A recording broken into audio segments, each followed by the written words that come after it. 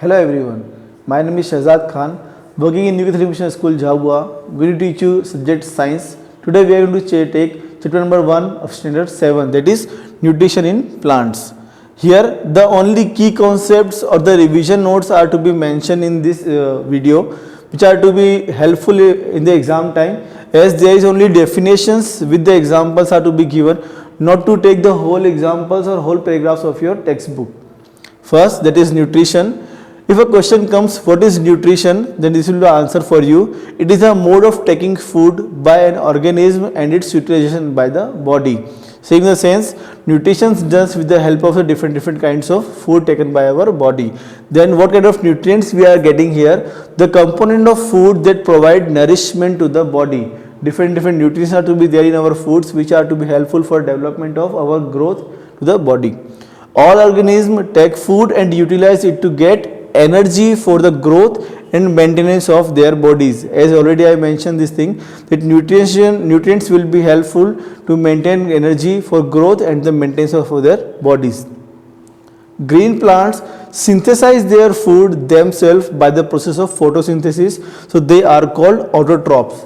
If a question comes to define autotrophs, then this will be the answer is here. Green plants synthesize their food themselves by the process of photosynthesis. They are called autotrophs. Now the second definition what we are getting from this point, that is photosynthesis, will define here. Green plants prepare their own food with the help of carbon dioxide and water taken from the environment in the presence of sunlight, called chlorophyll, that is found in green plants only, for the manufacture of food. This whole process is known as photosynthesis. So if a question comes, define photosynthesis, so this will be the key concept of your answer. Now plants use simple chemical substance like carbon dioxide, water and minerals for synthesis of food.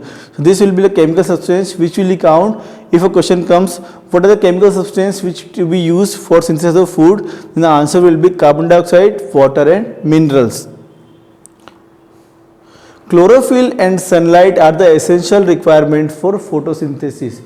It will be count as a definition part or an in-depth part of photosynthesis, that chlorophyll and sunlight are the major source which are to be inbound to define the process of photosynthesis. Complex chemical substances such as carbohydrates are the products of photosynthesis. Now solar energy is stored in the form of food in the leaves with the help of chlorophyll. Oxygen is produced during photosynthesis. It will be a very important point, that is the productions of oxygen will be happening only in photosynthesis, that is out will be of CO2. Oxygen released in photosynthesis is utilized by living organisms for their survival. As for human beings, we need oxygen, and oxygen will be released at the time of photosynthesis, which will be utilized by living organisms like animals and human beings. Fungi derive nutrition from dead and decaying matter. They are called saprotrophs. So definitions will be of saprotrophs, that all the fungi or all the organisms which are developed themselves on dead and decaying matters are called saprotrophs. Plants like Cuscuta are parasites. They take food from the host plant, or it will be also called as amorbale. A few plants and all animals are dependent on other for their nutrition and are called heterotrophs. So autotrophs, saprotrophs, and now that is heterotrophs. If a question comes, define heterotrophs, the definition here: a few plants and all animals are dependent on other for their nutrition and are called heterotrophs. Now parasite, or you can also call parasitic, organisms that live on the body of other organism. If any organism is depend on living and getting on the body of other animal, that will be called parasite or parasitic. All parasitic plants feed on other plants as either partial parasites or total parasites. Partial parasites is obtain some of their nutrients from the host, example painted cup, and total parasite dependent completely on the host for nutrition, that is mistletoe. Now saprophytic, organisms that obtain nutrients from dead and decaying plants and animals matters. It will be also called as saprotrophs, or also you can call as saprophytic. Organisms that obtain nutrition from dead and decaying plants and animals matter. Now the examples you can count here: mushrooms, molds, and certain types of fungi and bacteria. They are developing themselves on others.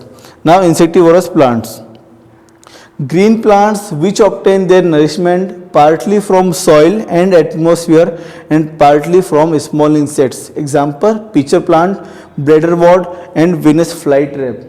These are pictures will be given in your textbooks also, the pitcher plant and flytrap also. Now, symbiosis. Modes of nutrition in which two different individual associates with each other to fulfill their requirement of food. That is, the combinations will be there. Mode of nutrition in which two different individuals connect to each other to fulfill the requirement of their food with the combinations of two individuals. That is a symbiosis. Same as lichens found on tree trunks in the associations between alga and fungus.